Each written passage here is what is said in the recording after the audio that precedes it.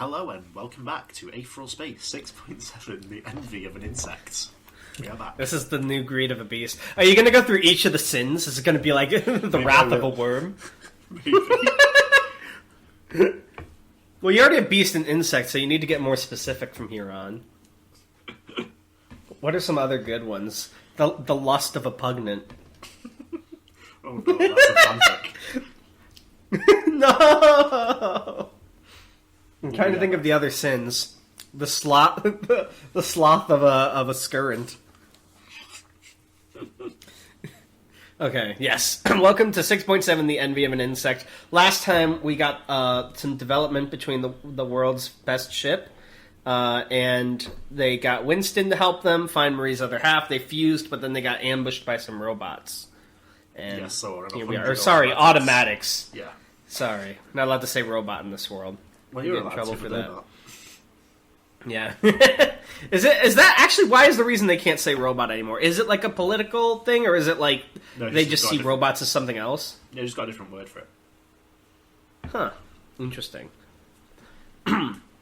One benefit of an immortal lifespan was that... Oh, wait, I remember why. It's because you told me, like, robot's not specific enough anymore. Automatic implies that it's like a robot, and then, like, AI are sort of like their own people.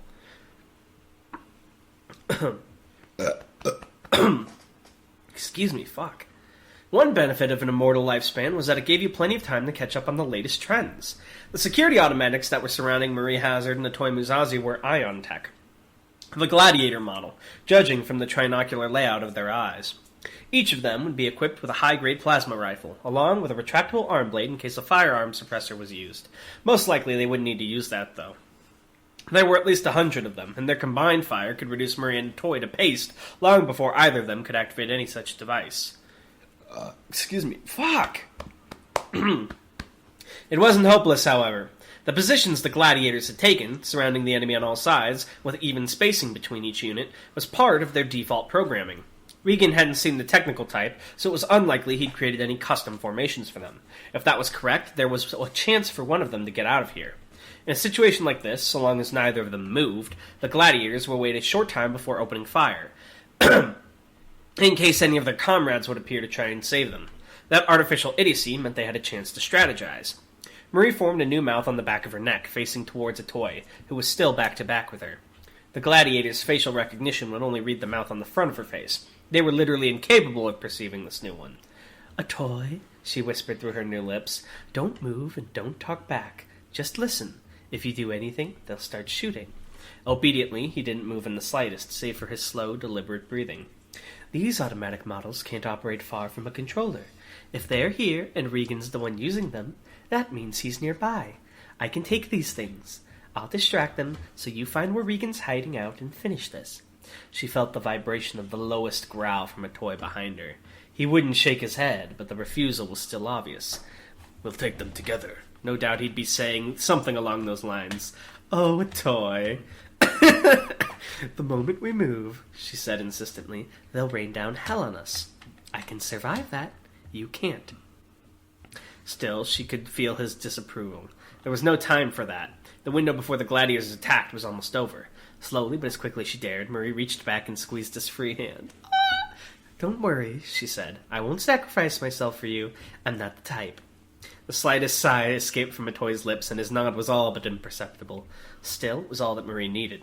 In a flash of movement, Marie raised her arm up in the air, already engorged to 3 times its original size, and slammed it down onto the ground. Immediately, a cloud of snow and dirt flew up, filling the air, and in that obscured moment, Marie could hear the rush of a Toy's thrusters as he fled.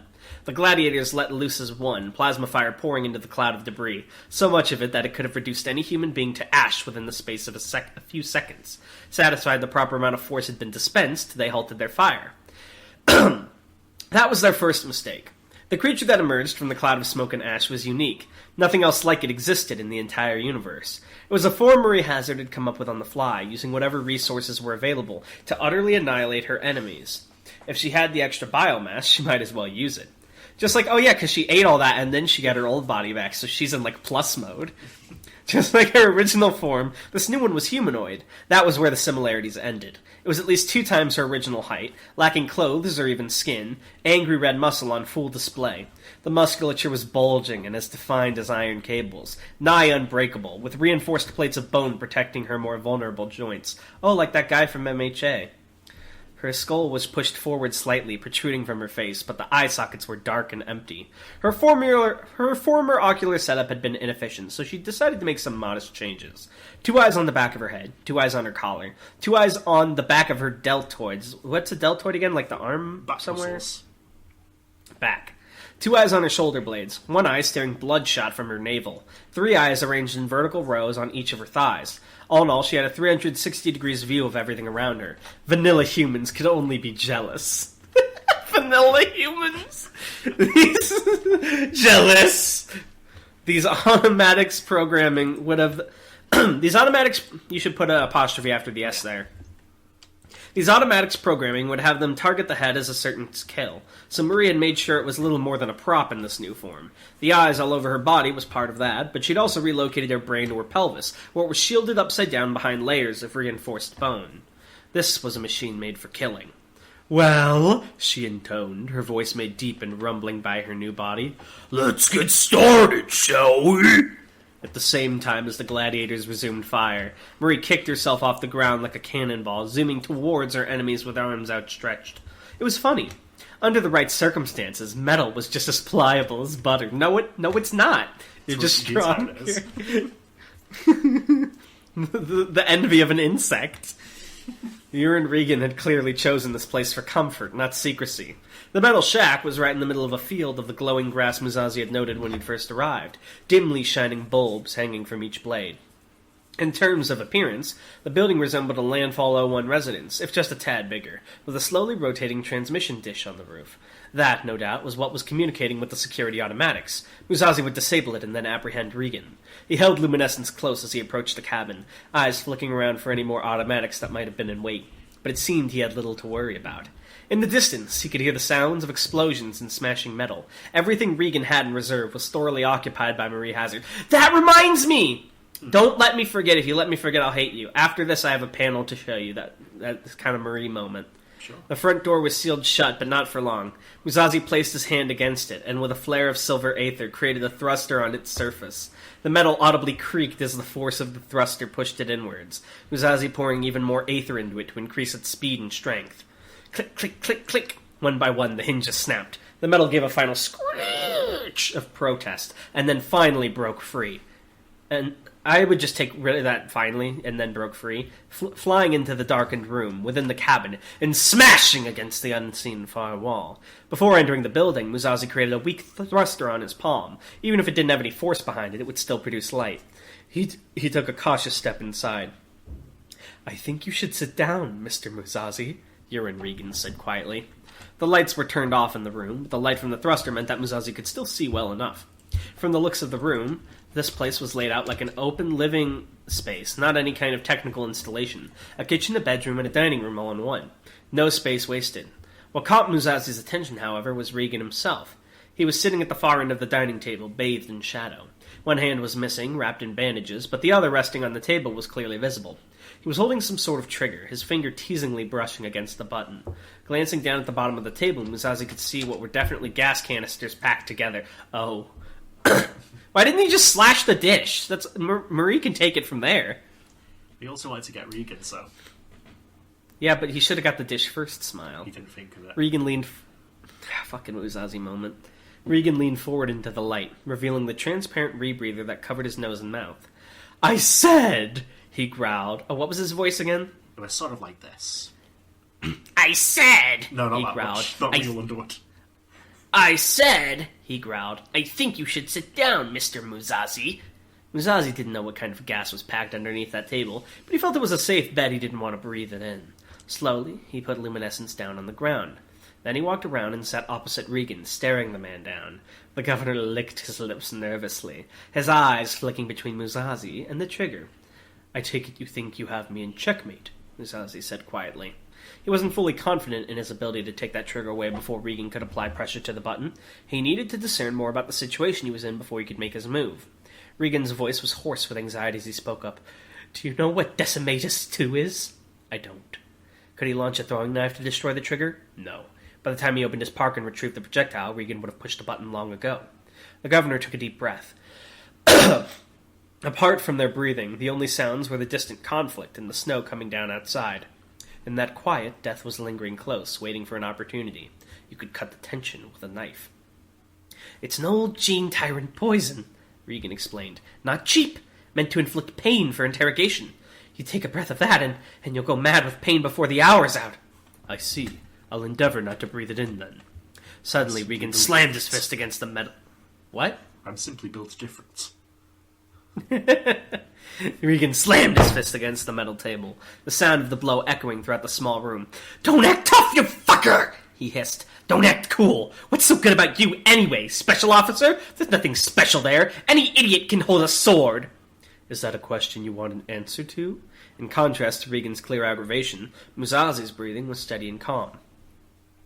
Regan hesitated for a moment before planting his palm against the table once again. Go ahead! He said. What's so special about you? If you try anything, though, I'll push this fucking button immediately. Don't try me! Musazi took a deep breath through his nose, closing his eyes. Truth be told, he had no idea what words would come out of his mouth when he opened it. What is special about us, I think, he said quietly, is that we take responsibility for ourselves. That should be a period. When we take actions, we stand by our actions. We don't blame others for our shortcomings. Our defeats belong only... Why is it giving you a weird squiggly? Yeah. Just ignore it, I guess. Okay. When we take actions, we stand by our action. I would change it to we stand by them. No. We don't blame others for... Okay. We don't blame others for our shortcomings. Our defeats belong only to us, as do our victories. Bullshit, Regan sniffed. You're just able to hit harder than other people. Kill more efficiently. The only difference between you and me is that you're more vicious. The slightest trace of anger entered Musazi's voice. You've murdered your own people, you've blown up people who have nothing to do with you, and you've discarded those stupid enough to listen to you. And you call me vicious? Regan leaned forward slightly more, the hand holding the trigger slithering, slowly but surely across the surface of the table. I do, he hissed. I do call you vicious. Since you've arrived here, you've slaughtered every single person who's opposed you. At least I have a greater purpose. And what purpose is that, pray tell? Regan took a deep breath, and the trigger retreated across the table slightly. He looked up at the ceiling, and in the dim light his eyes seemed strangely wistful. It's humiliating, you know, he whispered, his eyes narrowed to furious slits. Being here in this room, on this planet, I work hard my entire life, put more effort in than anyone else, and they stick me on a snowball like this? At first I thought it was an honor, but it's meaningless, this place, and they made me meaningless by putting me here. I haven't figured that bit out yet. Winston had said when he asked of Regan's motive. Probably because he's mediocre. I guess he was right. It really was that simple, then. How disgusting. And Darkstar will give you meaning again? Musazi glared. Please tell me there's more to this than that. You disgrace yourself. A sneer twisted Regan's face as he leaned back in his seat, an unearned arrogance in his posture. I'm going to be part of the movement that brought about a new era for mankind. My name will live on in history forever, while you're forgotten out here in the dark. That's a dead dream, Musazi said sternly. You've already failed, Darkstar. I'd expect them to silence you shortly. Regan grinned as he shook his head. No. I failed with that Hazard woman, but now I've got you. A captured special officer is an even more impressive prize than a dead one. Musazi could have laughed. You seem rather desperate to me, Governor, but I feel you don't understand a thing. Can I tell you a story from my life? What? Regan furrowed his brow. The approval of an insect wasn't necessary. Musazi spoke. Some months ago, I met a young man from the admin corps. I didn't realize it at the time, but looking back on it, I expect he was much like you, desiring advancement while never deserving it, and fostering resentment against those who dared to have principles. That young man betrayed the supremacy, as you did. He was weak and utterly powerless, so he elected to shoot me in the back. No! And flee while I lay there helpless. When I met him a second time, he couldn't even muster the courage to stand by his decision. He fled again as soon as the opportunity arose. Musazi put his hands on the cold metal table before him. I think he was less pathetic than you, he said. Oh! Fucking the meme of, like, super hot fire, like the dude putting his hands on his face and going across the screen. Exactly. Oh, shit! Regan blinked. His eye twitched. The fury those words had sparked traveled throughout his body in an instant, reaching his finger, which pressed the button without hesitation. There wasn't even time for Musashi to hold his breath. In an instant, orange gas poured forth from the canisters, trickling into his nose and mouth as if the smoke had a will of its own. Decimatus 2's reputation was not unearned. Wasn't this gas brought up before in Yaslov? So Decimatus 3 was what got Bruno and Serena in Yaslov, yeah. So that was an even deadlier strain. So Decimatus 3 is intended to kill you really painfully. Decimatus 2 is meant to just inflict pain for torture. It was mentioned there as well. Gotcha. The gas was pure agony as it traveled through Musashi's body, cutting through him as if he'd swallowed a bundle of knives. He could almost picture its shadowy... you don't need an apostrophe there. Hooked fingers plucking at his nerves like the strings of a violin. Any attempt to regain his dignity was fruitless. With a strangled cry of pain, Musashi collapsed out of his chair and onto the floor. The last thing he saw before hitting the ground was Regan's victorious grin. Popcorn. He'd done it. He'd actually done it. Hardly believing his luck, Yuren Regan got to his feet to look at his quarry. He half expected to see that Toy Musashi had simply vanished, but no. The meathead was thrashing around on the ground, grunting and whimpering, at his complete and utter mercy. Regan couldn't help but laugh. It had taken so long, cost so much money and effort, but he'd finally done it. He'd proven his worth, his own supremacy. These special officers could cut a person to pieces, could punch through steel, but they were helpless before a practiced and disciplined mind. You know what's sad is for all the stuff he hates about the supremacy, he's totally taken on their worldview. Yeah, he's internalised it. This is my Hero Academia, Musashi. Darkstar would forgive him for the early mishap. How could they not? It'd been necessary, after all, for this greater victory. The face that had been judging him, casting aspersions on him, was twisted in agony, locked in an invisible battle with Decimatus 2.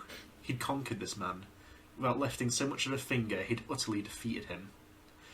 And in anticipation of this moment, he'd already sent a transmission to the frequency Darkstar had provided. They belonged shortly to collect this quarry. He didn't know for sure, but he was willing to bet that Decimatus 2 was a mercy compared to the hospitality they could provide, said the bastard right. Pathetic, am I?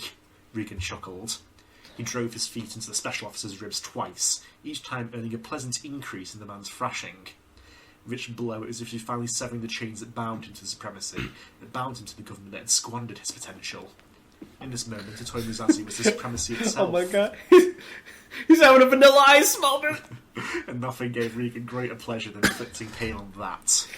Again. Eyes roll at the back of his head with a cracking noise. Again, he kicked over and over again.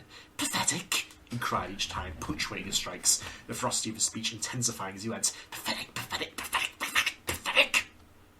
Spittle rained down on his prisoner, and Regan was finally satisfied with Musashi's thrashing turned to stillness. There was no way the special officer was dead from something like that, not unless he'd passed out from the pain. Well, Regan grinned, it's a sensation you should get used to. All he had to do now was batten down the hatches and wait for McCoy to answer his summons. The room was freezing at this point. Toy Musashi had wrecked the main door coming in, but could easily use the fire suppression system to activate the fire door there and seal the room. That at least would provide some security while Regan waited. He stepped over to the emergency panel on the wall, illuminated by the grass light leaking in through the open doorway. Strictly speaking, the fire doors weren't meant to be used this way, but with a little bit of manoeuvring, they'd work just fine. Regan was nothing if not resourceful. He tapped the screen, springing it into life, then squinted as he scrolled through the options. So long as he went into the fire suppression menu with admin permissions, he could manually operate the fire doors on a case-by-case basis. It was a little difficult to read the text on the screen, but Regan's eyes winded. It was a little difficult to read the text on the screen, because the shadow of a man was falling on Regan from behind. The sky, even in death, he just keeps on swinging. He whirled around, pressing his back against the wall as if he could move through it to escape. No, this was impossible. There was no way. How the hell was a man who, moments ago, had been writhing in utter agony now standing before him? The Toy Musashi held his sword in one hand, looking down at Regan with wide, bloodshot eyes of utter fury.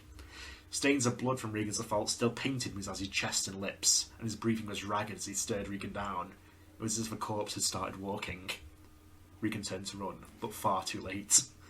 Musashi's fist slammed into Regan's stomach with devastating force, lifting him off the ground and prompting a torrent of saliva and vomit to pour from his mouth. Ew. Before he could collapse to the ground, however, Musashi grabbed him by the collar and pulled him close, his fingers almost tearing through the fabric with the sheer strength he was exhibiting. All this with one hand. Absurdity. Absurdity. You understand nothing, the toy Musashi whispered. Not about Aether, nor about life. Second mic drop in the chapter. He raised his sword high in the air, and popcorn. Struck Regan with the blunt end, knocking him out cold.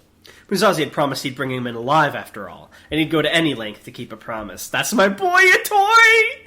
I want a shirt that says that. That's my boy a toy. It's like Musashi with drip and sunglasses. Musashi's getting all the good Former lines this governor. chapter. I love him. The former governor fell to the floor like a pile of bricks. Limbs splayed out as his face landed in his own vomit with a splat. That, at least, could be Musashi's tiny vengeance. It didn't make up for the lives that had been lost as a result of Regan's actions, but it would have to do for now. Musashi almost fell to one knee himself, but managed to keep standing through sheer willpower. By infusing his organs with Aether, he'd been able to withstand the ravages of Decimatus II, but the pain had still been unbearable. Even breathing caused him to tremble right now. He couldn't hear the sounds of battle in the distance anymore. Did that mean Marie had been victorious? Would she be coming to help him? Slowly, ignoring the excruciating pain that crawled over his nerves like lice, Musashi bent down and picked Regan up, throwing him over his shoulder. Then, ignoring the shaking in his legs, he stepped through the open doorway. If Marie was coming for him, he wanted to be immediately visible. It was strange. The glowing grass that surrounded the cabin almost made Musashi think that this vision had been flipped upside down. The stars were down on the ground, and the dark earth reigned above. There was no sound save for the rustling of the grass and the whistling of the wind. The cold cut to the bone. As Musashi breathed his ragged breath, it floated into the air as fog and disappeared into the darkness. Regan was an abominable man, but he had been right about one thing. This planet truly was awful. Musashi sighed, and a massive object struck the ground in front of him, shaking the earth. The force of the blow was so intense that the cabinet behind Musashi crumbled into wreckage, which went flying away like scraps of paper. The only thing that prevented Musashi from flying off in the same was luminescence. He planted the Aether-infused blade to the ground below him, holding onto it with one hand while securing Regan with the other. His long hair whipped through the air behind him, coming loose in the process. The raging winds lasted nearly 5 seconds before dying down, causing him and Regan to fall roughly back down to the ground. Musashi didn't waste a moment. He pulled luminescence free and stepped in front of Regan, holding his blade forward defensively at the cloud of debris. With the force of that blow, that surely must have been the impact of some meteorite, so why was Musashi's body so sure it had to defend itself? The smog cleared. The figure kneeling in the crate was huge and hulking, clad in rusted and discordant pieces of dark purple armor, insufficient to cover its entire form. Loose white skin was visible in multiple areas. Its head was covered by a smooth and cylindrical helmet, lacking any visible openings for sight or hearing. Not even breathing could be heard from within that iron prison. Next to it, embedded in the earth, was a colossal sword at least twice Musashi's height. Oh, fucking, I love this already. Oh my god, Havel? The blade jet black. Sinister purple aether slowly swirled around the figure and the weapon, like a horde of malicious snakes. With a creak of metal, the figure slowly looked up to face Musashi. Then it cocked its head. Again, wrong it's. Gotta get rid of that apostrophe. At so grotesque an angle that it was a wonder its neck didn't snap right then and there. Oh, it did the Beetlejuice, didn't it? Yeah. Two, it gurgled, voice warping and shifting in pitch as it spoke. Not one. Unexpected. Musashi's breath caught in his throat as his hands began to tremble anew. He can't even fight at this fullest! He's all racked with Decimatus too! This is unfair, Tan! What the fuck? He had never met this creature in his life, never crossed paths with it, but this bizarre appearance, this aura of utter murder, there could be no mistaking it. He knew exactly who this thing was. Samson Rhodes, the Abyssal Knight. Fucking health bar appears? Exactly. My god. I'm just imagining the pursuer from Dark Souls. Like that, but more creepy. He's like standing on his tippy toes with a giant sword. Oh, two? I don't even know a good voice to give it, but oh my god. Y'all X gamer. This is so fucking unfair! We already established the Abyssal Knight was stronger than Musashi, but Musashi can't even fucking fight. He's like on death's door right now. He's using his last of his stand energy. Just by landing, it fucking like destroyed the house. He's so good. Just like the pursuer, dude. He got dropped by a giant eagle. Space eagle. Oh my god. Just imagine if, like, Musashi hadn't come there and, like, all smug, Regan was like, the fucking, oh, here comes my contact. And then the fucking Abyssal Knight comes down and just murks him. Yeah, the Abyssal Knight really said, oh my god. Yeah, so Musashi dies this arc, right?